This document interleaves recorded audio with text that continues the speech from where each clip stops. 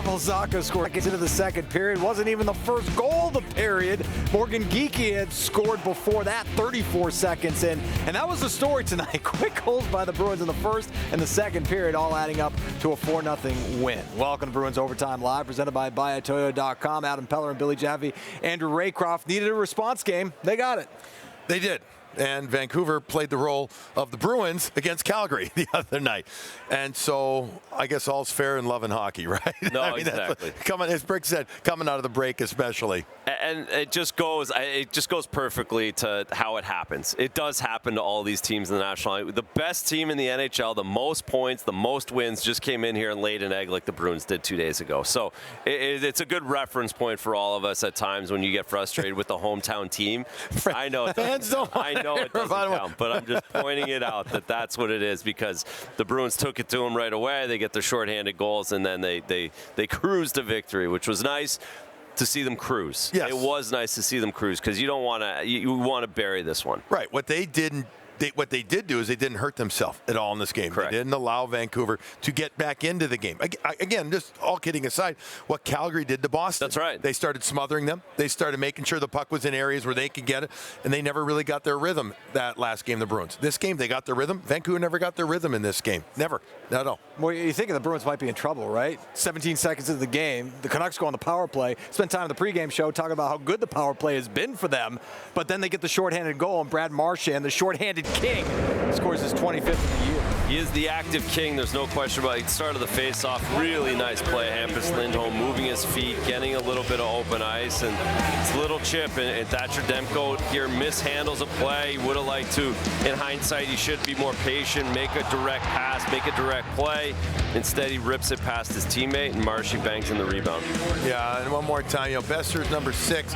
He's not a defenseman, but he's out there because they go with 1D and 4 forwards. Here's the play that puts Hughes into a bad spot, but then Coyle's credit, he gets it, he's thinking pass right away. Pettersson just doesn't mark his man.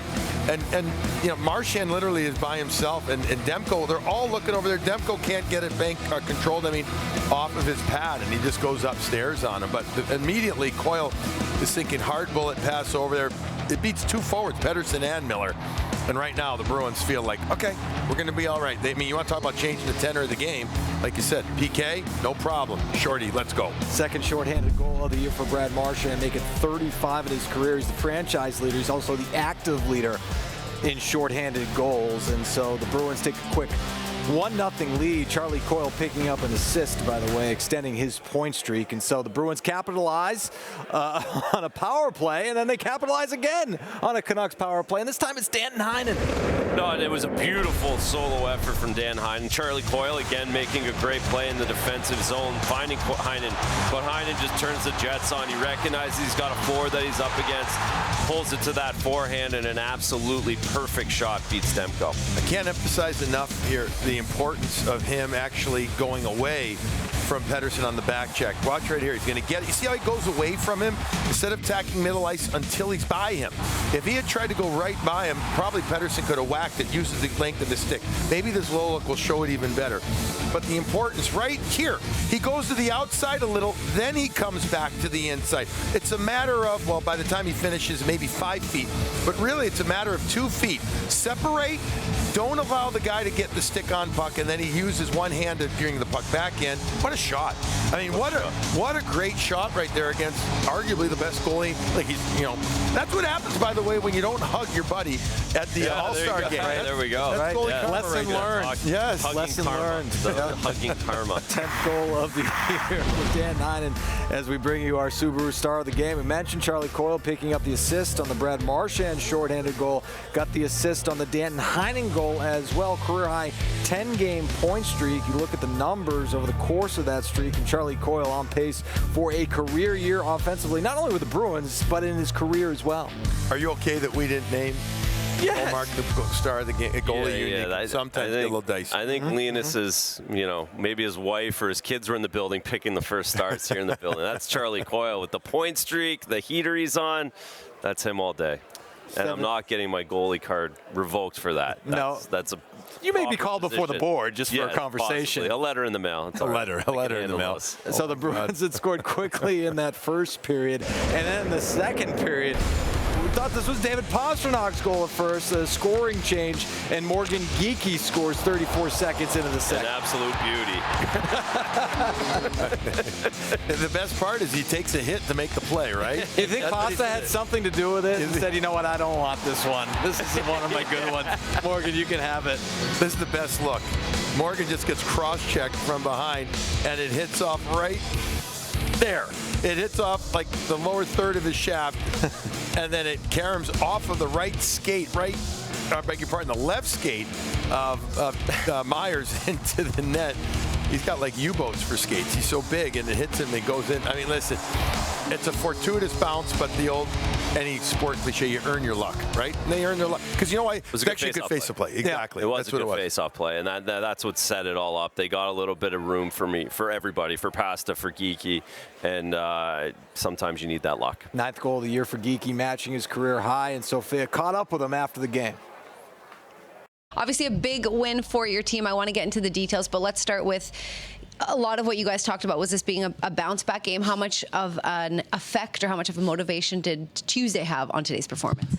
Yeah, I think quite a lot. That kind of performance from us, was unacceptable in our room, and I think it kind of showed tonight the response that we can have and the team we can play like. So they're a good team over there. I thought we played really well, for 60 minutes, and we came out on top. Yeah, they're a great team. Maybe you guys were expecting a little bit more of a pushback from them, but 2 shorthanded goals early might do that, might deflate a team. How do you play and make sure you keep good habits when it's 4-0 and they're not scoring, right? You don't want to sit back and get comfortable. So how does a team, what's the approach, the mentality? Where do you find that motivation from?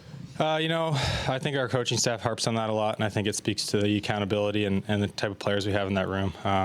Whether it's 2-1 or 5-0, I think we kind of try to play the same way. And if you're slacking on the details, you're going to hear about it. And that's just kind of the camaraderie we have, and the way we approach things. So we're just going to keep rolling. And it's awesome when the entire team buys in. And finally, 17 shots on net just for the Vancouver Canucks. Coming into this one, they were the best team in the league. Sense of pride there, just keeping them to so few shots. Yeah, for sure.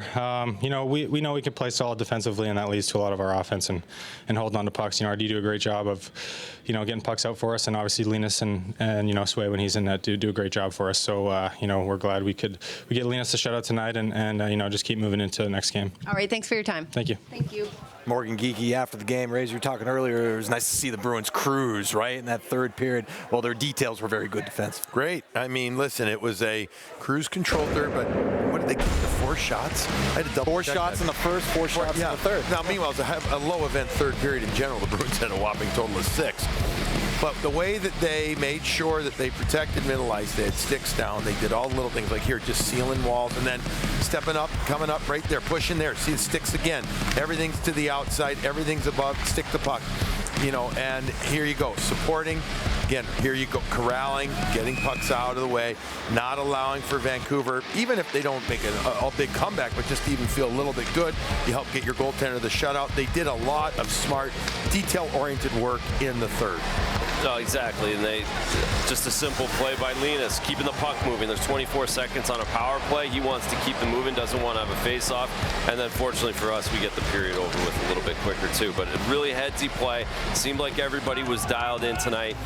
In that third period, it's just there was no loss of focus, not even for a shift, not even for half a shift where we wanted them to stay out of the box. They stay out of the box, and now their PK goes 3 for 3. They get a little confidence from that.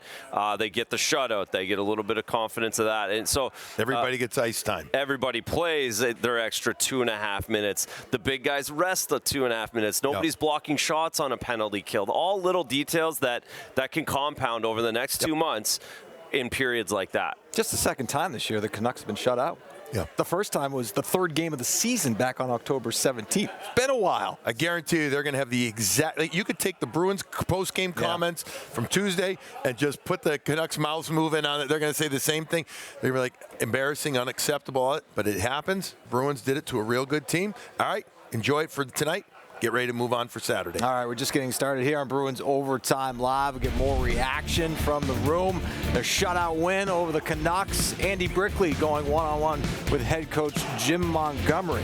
And coming up later on Postgame Final, we'll take a look at the career of former Bruin Graham Townsend, who his journey to the NHL began in Kingston, Jamaica. You don't want to miss his inspirational story.